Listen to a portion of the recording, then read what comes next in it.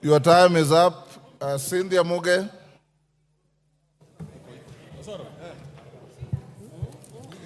And listened to people, Honorable Speaker, speaking about this particular bill. I actually went back to myself, Honorable Speaker, and I was wondering, is it me who doesn't know what a finance bill, or it's other people who don't know? Honorable Speaker, when you hear the running call of reject the finance bill in its entirety, Honorable Speaker, it is a very irresponsible comment to make, Honorable Speaker, because of the importance of a finance bill. Honorable Speaker, allow me to, Honorable Speaker, link the finance bill and the appropriation bill.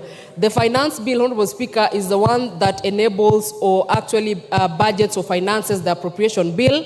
And without the finance bill, Honorable Speaker, we can as well declare that we don't have an appropriation bill, Honorable Speaker.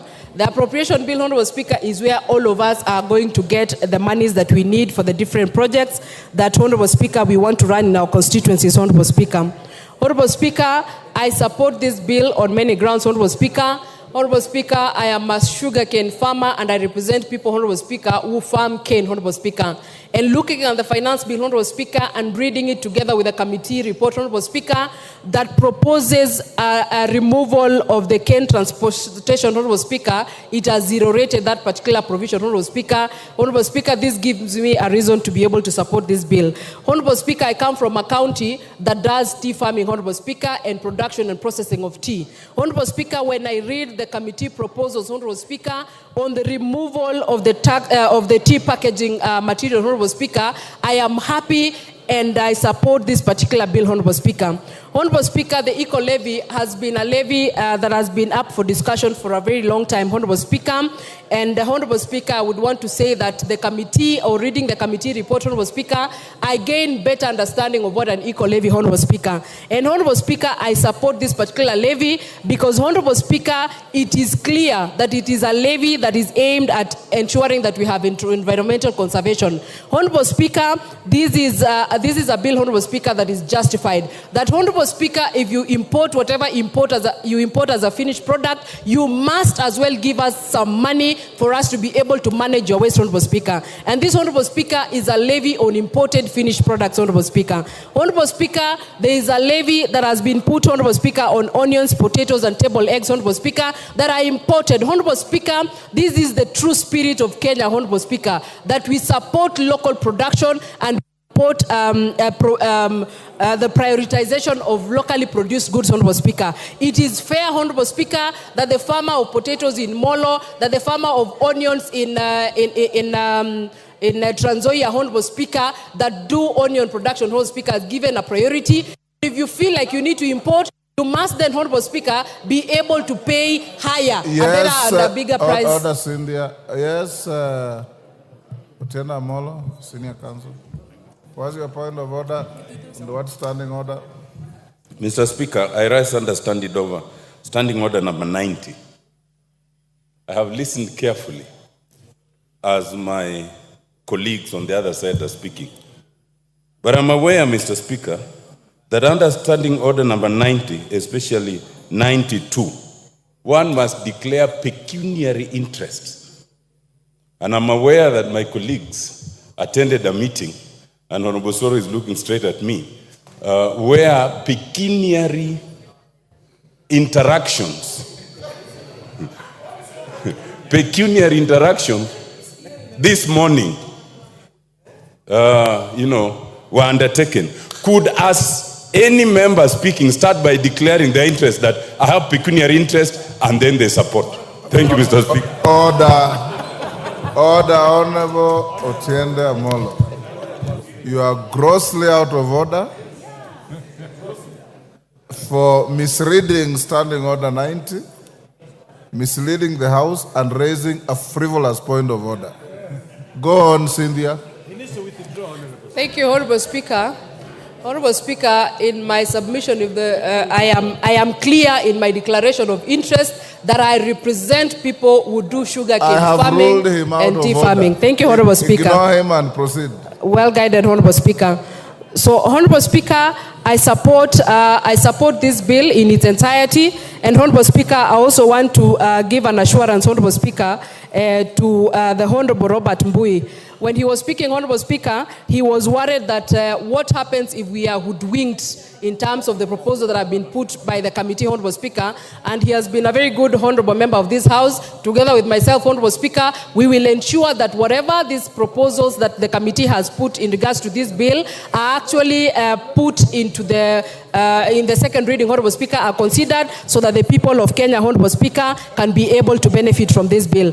Honorable Speaker, I want to compare the finance bill of 2023 and the finance bill of 2024, Honorable Speaker. Last year, Honorable Speaker, I was pensive about the finance bill of 2023, and I want to report here today, Honorable Speaker, that I am a happy person that I took part in the passing of the finance bill of 2023, as hard as it looked, Honorable Speaker. And I am happy, Honorable Speaker, because some of the provisions that were put in place by that finance bill last year, Honorable Speaker, are finally bearing fruits, Honorable Speaker. You remember, Honorable Speaker, that there was an issue about the clinkers, Honorable Speaker.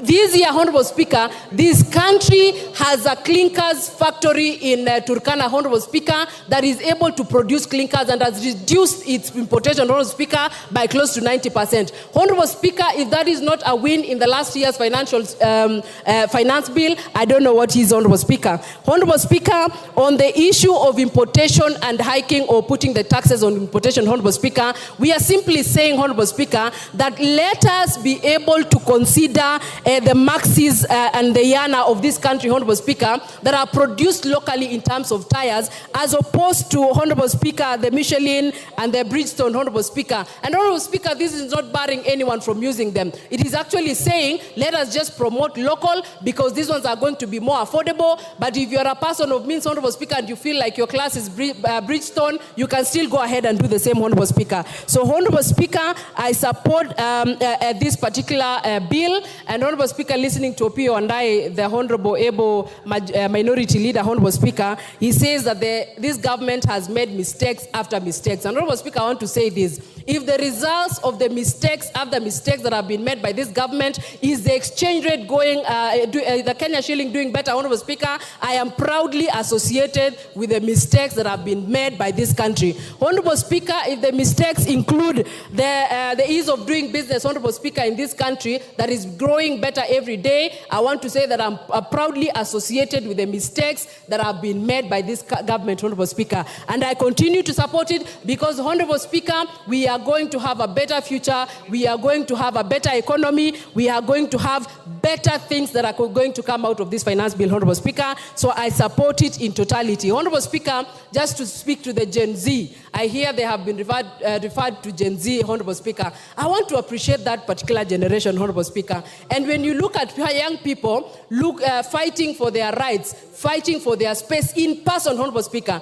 And if you noted, Honorable Speaker, they did not spoil or go and vandalize any shops in this town, Honorable Speaker. They were picketing in peace, and they were actually showing us place cards, Honorable Speaker, showing what they wanted.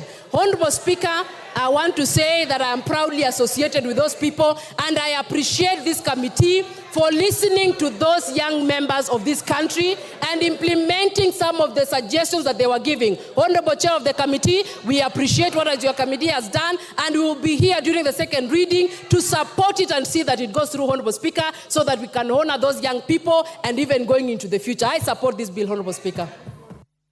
Junet Mohammed. Mr. Speaker. Order, Honorable Millie, you are the mother of this house. This is a young first-timer.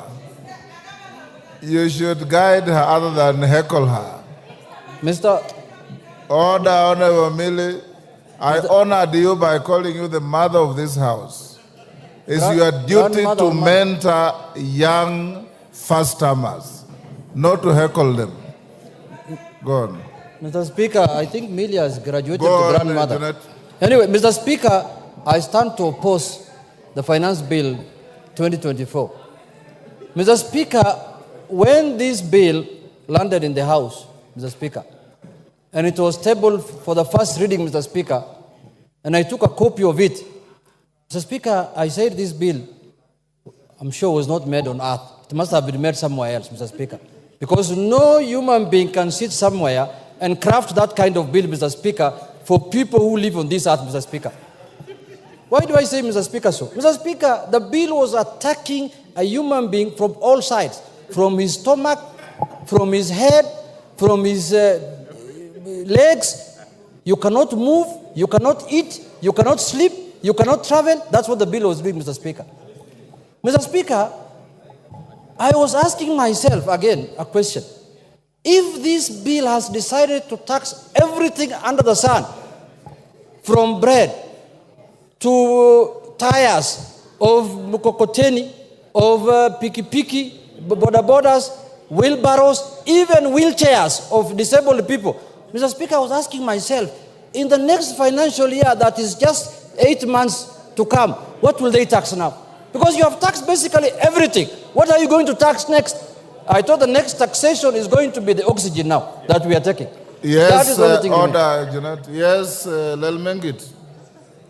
What's your point of order and what standing order? I'm standing under the standing order number 91, Yes. Mr. Speaker. I want Honorable Junet to substantiate that we are only putting levies on imported assembled motorcycles, not locally assembled and not locally manufactured, so that the Kenyans out there can know, can know the truth, Mr. Speaker. Thank you.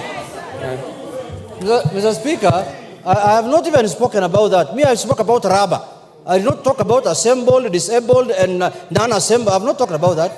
You must be in a different house than me. You must be in Wasingishu County Assembly or something, Mr. Speaker.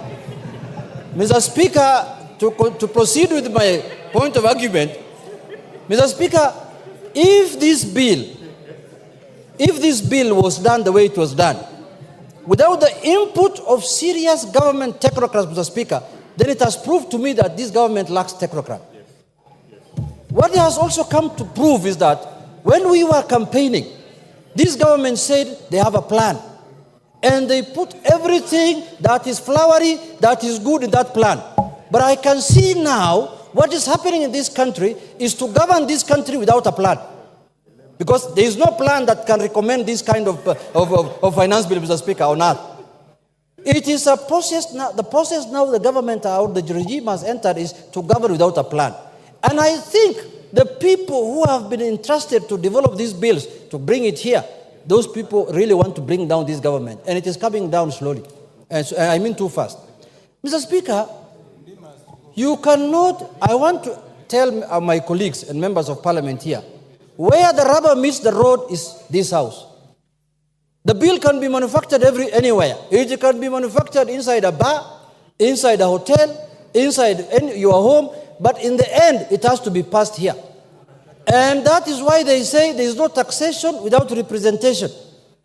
Now, it is us, members of parliament, who will be held responsible for taxing Kenyans, not the authors of the bill. Those people, they will be found nowhere. The people whose the question will be put to them, as many of that opinion say aye, as many of that opinion say nay, it is us. Today, we have an opportunity to stand with the people of Kenya, to defend the people who elected us. Today, against